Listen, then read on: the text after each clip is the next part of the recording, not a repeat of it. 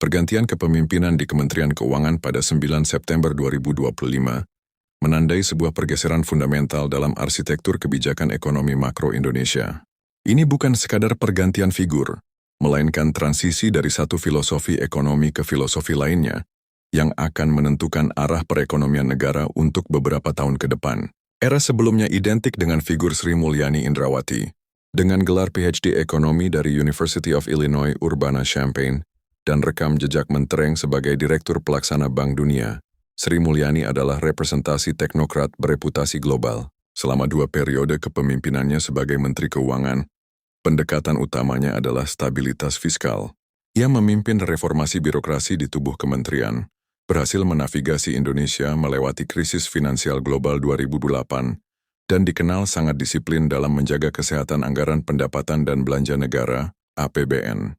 Tujuannya adalah untuk membangun kredibilitas di mata investor global, menjaga peringkat utang atau investment grade, dan memastikan APBN tetap sehat serta berkelanjutan. Fokus pada stabilitas ini berhasil menjaga fundamental ekonomi makro tetap kuat, mengendalikan inflasi, dan menahan gejolak nilai tukar rupiah. Meskipun pendekatan ini terbukti efektif dalam manajemen krisis, sebagian kalangan menilai target pertumbuhan ekonomi menjadi lebih konservatif sebagai konsekuensinya.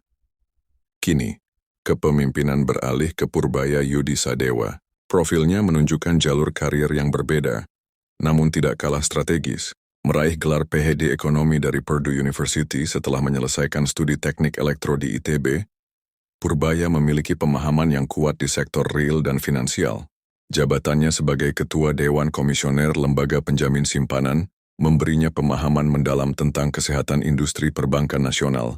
Pengalamannya di dana reksa dan lingkaran strategis pemerintahan membuatnya sangat memahami agenda pembangunan dan investasi dari sisi eksekusi. Filosofinya berbeda secara mendasar. Ia memandang APBN bukan hanya sebagai instrumen stabilitas, tetapi sebagai mesin utama untuk mengakselerasi pertumbuhan. Orientasinya adalah pro-pertumbuhan dan pro-investasi, sejalan dengan rekam jejaknya yang terlibat dalam eksekusi program strategis pemerintah. Pergeseran kebijakan pun diperkirakan akan sangat terasa. Prioritas kini beralih secara tegas dari menjaga defisit anggaran di bawah batas aman, menuju penggunaan ruang fiskal secara maksimal untuk mendorong ekspansi ekonomi.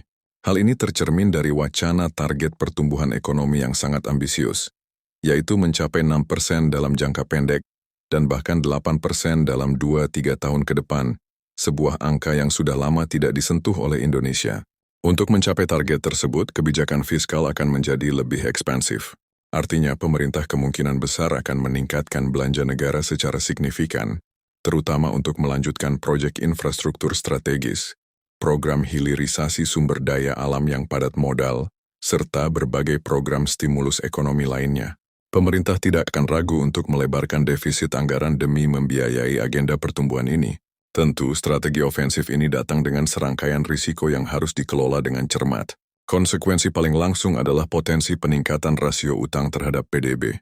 Tantangannya bukan hanya pada besaran utang, tetapi juga pada efektivitasnya dalam menghasilkan pertumbuhan ekonomi yang sepadan. Belanja pemerintah yang masif tanpa diimbangi peningkatan kapasitas produksi di sisi suplai juga dapat memicu tekanan inflasi yang pada akhirnya akan menggerus daya beli masyarakat. Selain itu, investor asing yang terbiasa dengan kebijakan konservatif Sri Mulyani akan mengamati dengan saksama. Persepsi risiko fiskal yang meningkat dapat memicu volatilitas pada nilai tukar rupiah dan potensi aliran modal keluar atau capital outflow dalam jangka pendek. Secara ringkas, Indonesia sedang membuat pilihan strategis, menukar kepastian dan stabilitas dengan potensi pertumbuhan yang lebih tinggi. Keberhasilan era baru ini akan sangat bergantung pada kemampuan pemerintah untuk mengeksekusi program secara efektif, menjaga disiplin dalam implementasi, dan menyeimbangkan ambisi besar dengan manajemen risiko yang prudent. Babak baru ekonomi Indonesia telah dimulai, sebuah langkah berani yang hasilnya akan menentukan lintasan kemakmuran bangsa di masa depan.